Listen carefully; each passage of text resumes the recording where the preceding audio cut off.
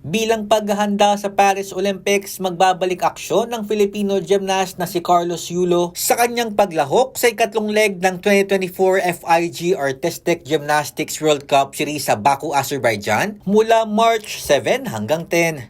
Ito ang unang kompetisyon na sinalihan ng 24-year-old Tokyo Olympian matapos siyang sumalang sa World Artistic Gymnastics Championships noong Oktubre. Dito rin niya naibulsa ang kanyang pwesto para sa Olimpiada. Sa tatlong leg ng World Cup na sinalihan ni Yulo noong nakaraang taon, nakasungkit siya ng kabuuang 3 gold, 1 silver at 2 bronze.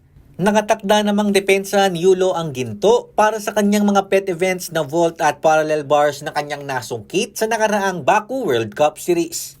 Bukod kay Yulo, sasabak din ng mga Filipina-American gymnast na sina Emma Malabuyo at Levidiong Rui Vivar upang makakolekta ng Olympic qualifying points. Daryl Oclares para sa Pambansang TV sa Bagong Pilipinas.